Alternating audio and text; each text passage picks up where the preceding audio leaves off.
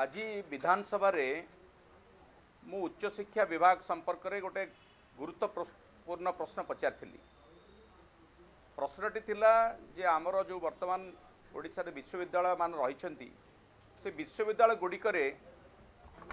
केते संख्या रे प्रोफेसर अछंती असिस्टेंट प्रोफेसर अछंती बा एसोसिएट प्रोफेसर अछंती केते पोस्ट रही बा केते सैंक्शन पोस्ट अनुसार केते पदरे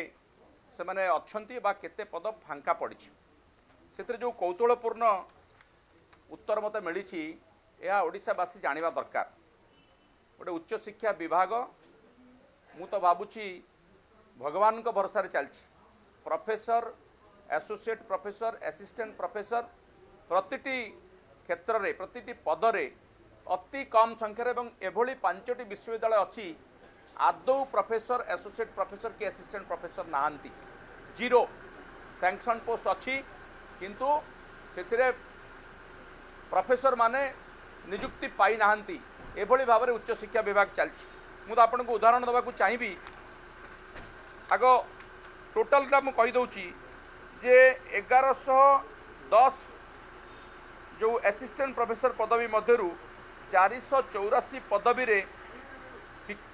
असिस्टेंट प्रोफेसर माने अछंती 710 फांका पड़ी सेमिति एसोसिएट प्रोफेसर पदवी रे 551 रु 134 रे अछंती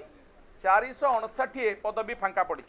एवं प्रोफेसर पदवी रे आउरी संगीन अवस्था 278 रु 261 पदवी खाली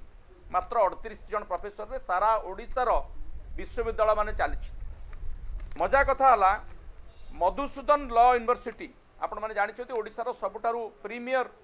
लॉ यूनिवर्सिटी होची मधुसूदन लॉ यूनिवर्सिटी कटक सेथिरे 32 जन असिस्टेंट प्रोफेसर पदवी रु 32 टी फांका एसोसिएट प्रोफेसर 12 रु 12 फांका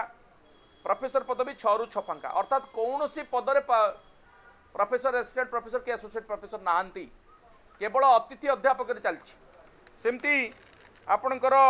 Odisha state open university Sambalpur रे मध्य सैया 26 असिस्टेंट प्रोफेसर रु 26 फांका 8 एसोसिएट प्रोफेसर रु 8 फांका 9 प्रोफेसर रु 9 फांका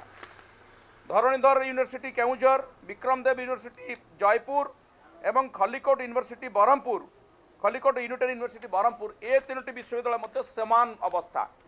कौन सी पदवी रे जड़े हेले असिस्टेंट प्रोफेसर कि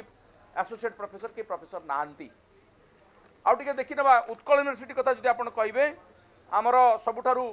बड़ विश्वविद्यालय सारा ओडिसा रो 123 असिस्टेंट प्रोफेसर रु 50 पदवी फांका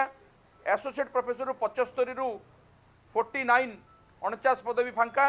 एवं प्रोफेसर पदवी 46 रु 38 फांका मात्र 8 जन प्रोफेसर चलछि उत्कल यूनिवर्सिटी। ये होची आमर यूनिवर्सिटी गुडिकर अवस्था आपण माने चाहिले मु पूरा तथ्य दे देबी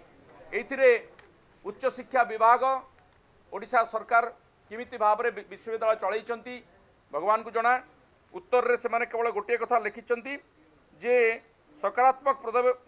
पदक्षेप सरकार ग्रहण करछंती यथाशीघ्र खाली थिबा पदवी को पूर्ण करा जिवो। आमे आशा करिबु सरकार जा लिखिछन माननीय मंत्री जो उत्तर दैछंती से उत्तर को रक्षा करिवे किंतु बहुत विश्वविद्यालय रे वर्तमान एभली अवस्था हलानी जे पीएचडी पाठ्यक्रम बंद हो जिबार स्थिति सृष्टि हलानी। सरकार को अनुरोध करिवु एवं दाबी करिवु जे तुरंत ए दिगरे पदक्षेप नियंतु।